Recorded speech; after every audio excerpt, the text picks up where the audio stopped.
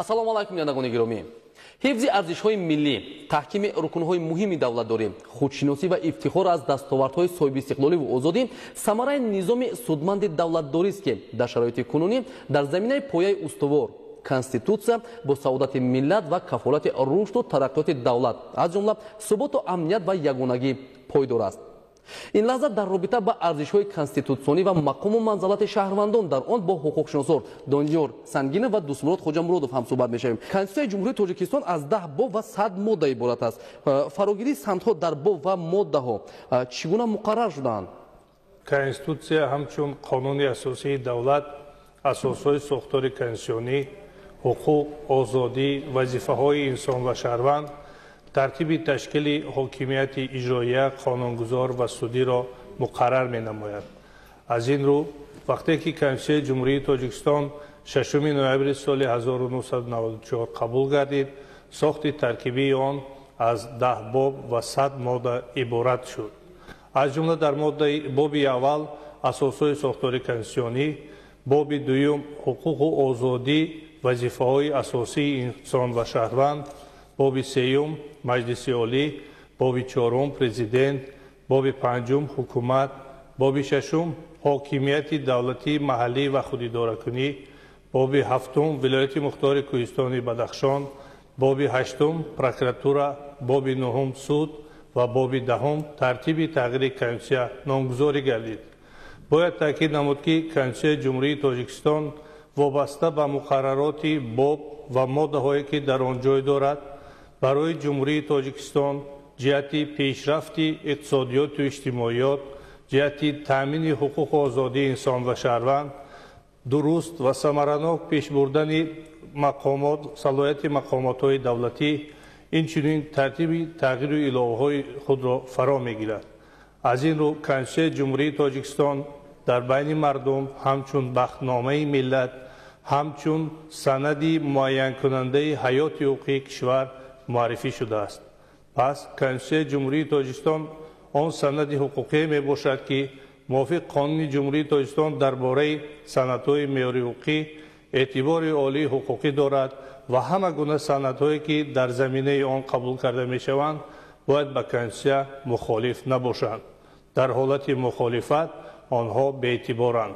имрӯз ҳар як шаҳрванди Ҷумҳурии Тоҷикистон метавонад аз бобу муқаррароти моддаҳои алоҳидаи Конститутсия истифода бурда бевосита дар муносибатҳои ҷамъиятӣ ширкат намояд. ҳуқуқҳои шахсии шаҳрвандон дар Конститутсияи Ҷумҳурии Тоҷикистон чӣ гуна дарҷ гардидаанд?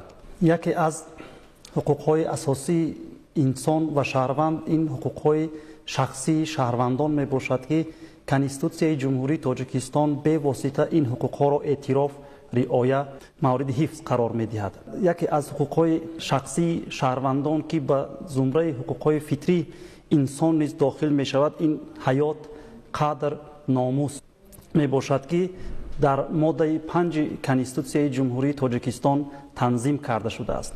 ин меъёри Конститутсия гарчанде заминаи ҳуқуқиро дар ин самт ба вуҷуд меорад, аммо дар дигар меъёрҳои Конститутсия масалан моддаи 18, моддаи 22, моддаи 23 ҳуқуқҳои шахсии инсон ва шаҳрванд ба таври пурра дарҷ карда шуданд. масалан моддаи 18 Конститутсияи Ҷумҳурии Тоҷикистон муқаррар менамояд ки ҳар кас ҳуқуқ ба ҳаёт дорад.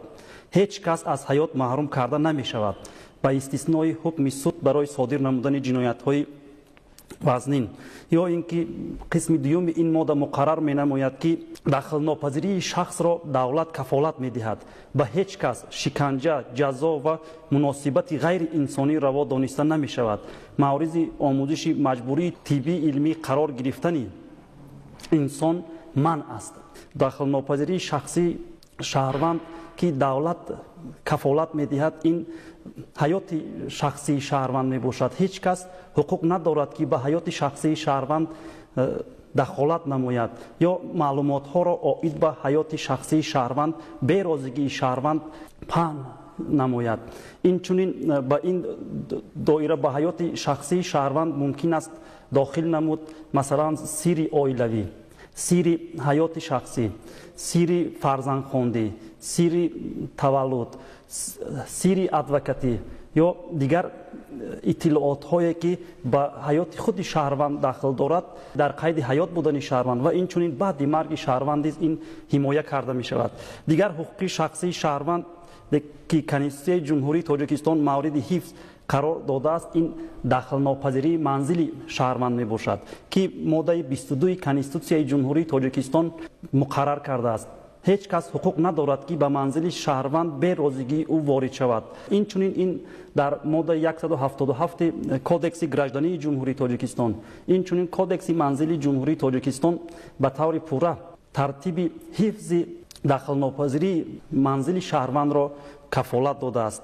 Дигар ҳуқуқи шахсии шаҳрвандон ки Конститутсияи Ҷумҳурии Тоҷикистон муқаррар кардааст, ин маҳрамияти мукотиба, суҳбатҳои телефонӣ, муросилот ва мухобироти шахсӣ мебошад ки ин иттилоотҳо низ мавриди ҳифзи қонун қарор дорад. ҳеҷ кас ҳуқуқ надорад ки суҳбатҳои телефонии шаҳрвандон, муросилот ва мухобироти шахсиро гӯш кунад ва ин иттилоотро фош намояд ки ин аз моддаи 23 Конститутсияи Ҷумҳурии Тоҷикистон бармеояд.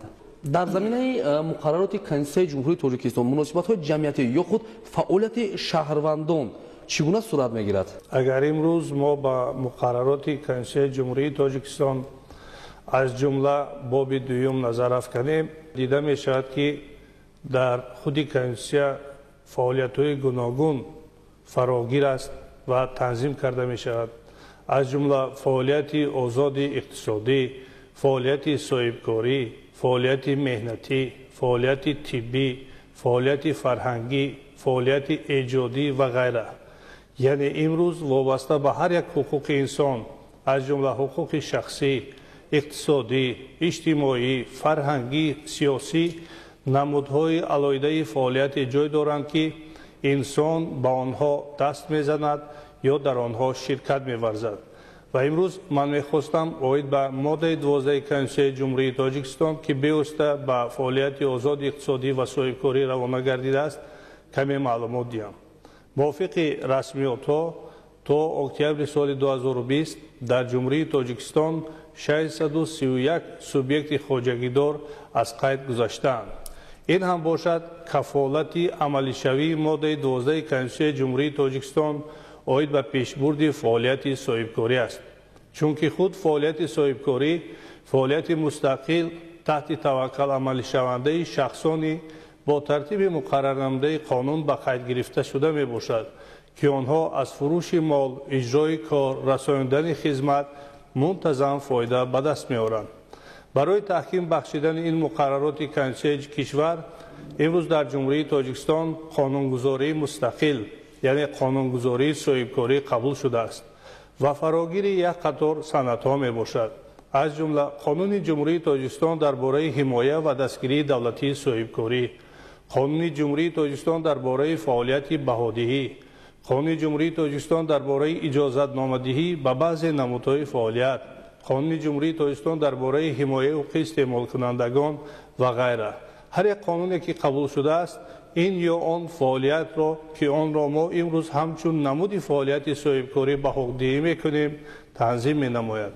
масалан дар асоси моддаи 7 қонуни Ҷумҳурии Тоҷикистон дар бораи ҳимоя ва дастгирии давлатии соҳибкорӣ ҳар як соҳибкор ҳуқуқ дорад аз молу мулк озодона истифода барад, бо кормандон шартномаи меҳнатӣ бандад, дар иттиҳодияҳо ҷалб карда шавад, ин ё он самти фаъолияти соҳибкориро амалӣ намояд ва дигар ҳуқуқҳое ки қонунгузорӣ иҷозат додааст онҳоро ба амал барорад.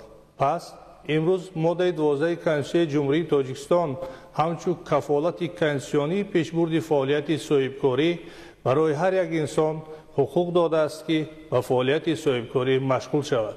дар баробари ин бояд таъкид намуд ки баъзе аз муқаррароти Конститутсияи Ҷумҳурии Тоҷикистон манъ будани амалӣ намудани фаъолиятро аз ҷониби баъзе гурӯҳи шахсон пешбинӣ намудааст, аз ҷумла аъзои ҳукумат, вазирон, роҳбарони раисони кумитаҳои давлатӣ наметавонанд ба фаъолияти соҳибкорӣ машғул шаванд, аз ҷумла кормандони мақомоти ҳифзи ҳуқуқ. аз ин рӯ бояд таъкид намуд ки фаъолияти соҳибкорӣ ҳамчун фаъолияти озод дар ҷомеаи мо рушд намуда истодааст ва пешрафти онро ҳар рӯз тавассути телевизион, аз вохӯриҳои пешвои миллат муҳтарам имом Алӣ Раҳмон ё иқдомҳои хайрхоҳонаи соҳибкорон ки барои бунёди инфрасохтори иҷтимоӣ равона гардидааст мо дида метавонем. таҳкими низоми рушд ва дурнамои фаъолият то кадом андоза аз асосҳои конститутсионӣ вобастагӣ дорад? дар моддаи 12 конститутсияи ҷумҳурии тоҷикистон зикр мешавад ки асоси иқтисодиёти ҷумҳурии тоҷикистонро шаклҳои гуногуни моликият ташкил медиҳад. маҳз ин меъёри конститутсия аст ки асоси рушди иқтисодиёти ҷумҳурии тоҷикистонро таъмин менамояд, заминаи ҳуқуқӣ мегузорад ва давлат дар ҷумҳурии тоҷикистон ҳамаи шаклҳои моликият аз ҷумла моликияти хусусиро кафолат медиҳад. дар асоси моддаи 32 конститутсияи ҷумҳурии тоҷикистон бошад ҳар кас ҳуқуқ дорад соҳиби моликият ва мерос бошад. ҳеҷ кас аз ин ҳуқуқ маҳрум карда намешавад. бояд як нуқтаро зикр кард ки дар солҳои аввали ба даст овардани истиқлолияти ҷумҳурии тоҷикистон гарчанде ҷумҳурии тоҷикистон аз шакли идоракунии нақшагӣ ки дар замони иттиҳоди шӯравӣ буд ба шакли нави идоракунӣ иқтисоди бозоргонӣ гузашт, заминаи ҳуқуқии зарурӣ барои анҷом додани эътирофи моликияти хусусӣ вуҷуд надошт.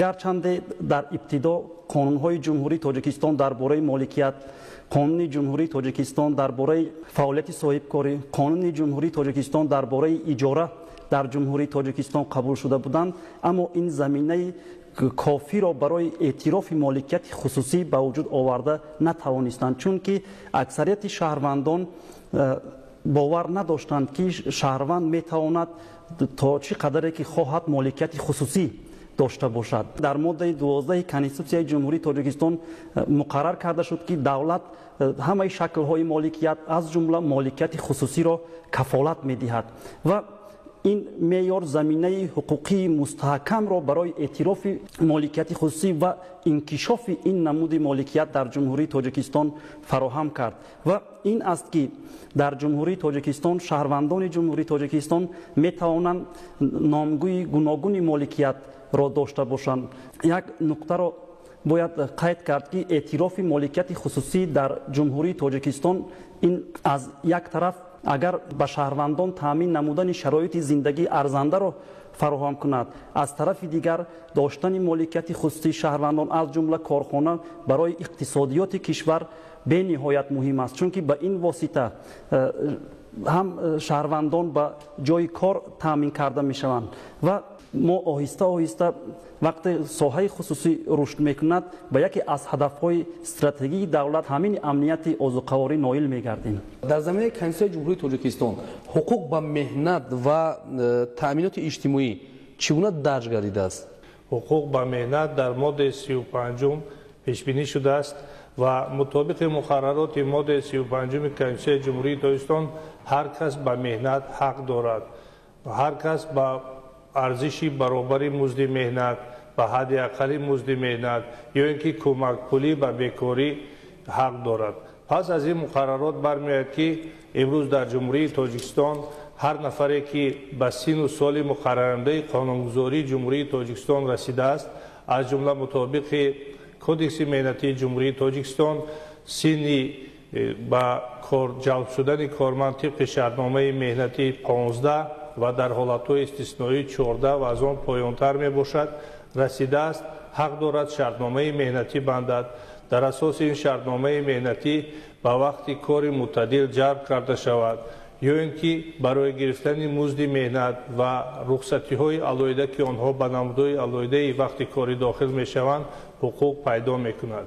дар баробари ин бояд таъкид намуд ки мувофиқи кодекси меҳнатии ҷумҳурии тоҷикистон имрӯз кормандон аз як қатор ҳуқуқҳо бархурдоранд ва дар баробари онҳо дорои ӯҳдадориҳои мушаххас низ мебошанд. аз ҷумла онҳо ҳуқуқ доранд шартномаи меҳнатӣ банданд, музди меҳнатро сари вақт гиранд ва аз вақтҳои алоҳидаи дамгирӣ ё ки истироҳат истифода баранд, ба рухсатӣ бароянд. дар мавриди ба вуҷуд омадани баҳс ба мақомотҳои дахдор ҷиҳати баррасӣ намудани ин баҳсҳо муроҷиат кунанд. таъкид намуданд ба маврид аст ки дар баробари ҳуқуқи иқтисодӣ, ҳуқуқ ба меҳнат дар моддаи 39 конститутсияи ҷумҳурии тоҷикистон ҳуқуқи иҷтимоӣ ҳар як шахс ба таъминоти иҷтимоӣ пешбинӣ шудааст. و این هم باشد سرچشمه میگیرد از ماده یکم کنستیتوسیای جمهوری تاجیکستان که در آن درج شده است. تاجیکستان دولت اجتماعی بوده برای هر کس شرایط زندگی ارزنده و انکشاف آزادانه را فراهم می‌آورد. اگر به مقررات ماده 39 ما نظر افکنیم، آن حالت‌های را فرا گرفته است که به هر انسان، هر شهروند جمهوری تاجیکستان حقوق به تأمینات اجتماعی را داده است. از جمله به این حالت‌ها بیماری، معیوبی، گم کردن قابلیت کار، محروم شدن از سرپرست و موردهای دیگری با قانونگذاری پیش بینی شده می باشد. اگر امروز در زمینه کنستیتوسیای جمهوری تاجیکستان از جمله ماده 39 ما نظر افکنیم، می بینیم که قانون جمهوری تاجیکستان درباره نفقه سقورتوی و دولتی قبول شده است و موافق این قانون در کشور ما 4 نمود نفقه پیش بینی شده است، از جمله نفقه سقورتوی، دولتی، کسبی و نفقه برای خدمتچیان حربی. هر یک نمود نفقه وابسته به طلبات‌های مشخص پیش بینی می‌گردند. از جمله موافق مقررات قانون مذکور و تطبیق ماده 39 کنستیتوسیای کشور، هر نفری که به سن 63 مردها با داشتن سابقه کاری 25 ساله میتواند به نفقه برآید، یا اینکه زنها با داشتن سن 58 و سابقه کاری 20 ساله میتوانند که حقوق به نفقه پیدا نمایند و به نفقه برآیند. حالت‌های استثنایی نیز در این قانون پیش بینی شده است که سابقه کمتر یا سن پایانتر را مقرر می‌کند. پس از این مقررات کنستیتوسیای کشور برمی‌آید که هر شهروند در جمهوری تاجیکستان حقوق به مهنت و تأمینات اجتماعی را دارا است. давлат оиларо асоси ҷомеа медонад. дар конститутсияи ҷумҳурии тоҷикистон доир ба ин масъала чӣ гуна муқаррарот амал мекунад? ҳифзи оила, таҳкими оила, ҳифзи модару кӯдак яке аз масъалаҳое ҳаст ки таҳти таваҷҷӯҳи махсуси давлату ҳукумати ҷумҳурии тоҷикистон қарор дорад ва ин аст ки дар меъёрҳои конститутсияи ҷумҳурии тоҷикистон оид ба ин масъала бевосита таваҷҷӯҳ карда шудааст. махсусан моддаи 33 конститутсияи ҷумҳурии тоҷикистон муқаррар намудааст ки давлат оиларо ҳамчун асоси ҷомеа ҳифз мекунад. ҳар кас ҳуқуқи ташкили оиларо дорад. мардону занон ки ба синни никоҳӣ расиданд ҳуқуқ доранд озодона ақди никоҳ банданд. оид ба ин меъёри конститутсия ҳаминро қайд кардан зарур аст ки дар шароити имрӯза дар баробари конститутсияи ҷумҳурии тоҷикистон санадҳои дигари меъёри ҳуқуқӣ аст ки махсусан баҳри ҳифзи оила, баҳри ҳифзи ҳуқуқу ӯҳдадориёни аъзоёни оила, баҳри ҳифзи модару кӯдак равона шудааст ки ин махсусан кодекси оилаи ҷумҳурии тоҷикистон мебошад.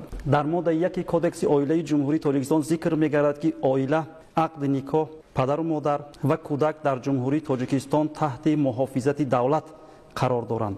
инчунин давлат воситаҳои гуногуни ҳифзи ин падидаҳоро муқаррар кардааст ки тавассути мақомотҳои давлатӣ аз қабили масалан мақомоти суд, мақомотҳои дигари ҳифзи ҳуқуқ, мақомоти васояту парасторӣ ҳифз карда мешаванд. масъалаи дигар ин таҳти ҳимояи махсуси давлат қарор доштани модару кӯдак мебошад ки ин бевосита дар моддаи 34 конститутсияи ҷумҳурии тоҷикистон муқаррар шудааст. яке аз асосҳои ҳифзи модару кӯдак ин аз лиҳози иҷтимоӣ, аз лиҳози иқтисодӣ таъмин намудани кӯдак мебошад. қонунгузории ҷумҳурии тоҷикистон муқаррар мекунад ки падару модар ӯҳдадоранд ки фарзандони худро аз лиҳози иҷтимоӣ ва аз нигоҳи иқтисодӣ таъмин намоянд. аз нигоҳи иҷтимоӣ таъмин намудани фарзандон аз ҷониби падару модар ба он равона мешавад ки онҳо дар тарбияи фарзанд бояд мустақиман саҳм гузоранд. инчунин аз лиҳози иқтисодӣ таъмин намудани шаҳрванд ин маънои онро дорад ки падару модар ӯҳдадоранд ки ба фарзандон шароити таҳсилро фароҳам кунанд. инчунин барои онҳо аз лиҳози моддӣ шароит муҳайё кунанд. инчунин моддаи 34 конститутсияи ҷумҳурии тоҷикистон ба як масъалаи хело муҳим такя мекунад. ин таъмини моддии падару модар аз ҷониби фарзандони қобили меҳнат мебошад ки дар баробари он ки падару модар ӯҳдадоранд фарзандони худро аз лиҳози моддӣ таъмин кунанд, инчунин фарзандони болиғу қобили меҳнат низ ӯҳдадоранд ки падару модари худро ки ба таъминоти моддӣ эҳтиёҷ доранд аз лиҳози моддӣ таъмин намоянд. барои шарҳи муфассал ва назари дақиқ ба шумо изҳори сипос мекунем. бинандагони гиромӣ, ёдовар мешавем ки арзишҳои конститутсионӣ ва мақому манзалати шаҳрвандонро дар Конститутсияи Ҷумҳурии Тоҷикистон ҳуқуқшиносон Донёр Сангинов ва Дӯстмурод Хоҷамуродов шарҳ доданд. барномаҳои дигари телевизиони Тоҷикистон идома доранд. Бо мо бимонед.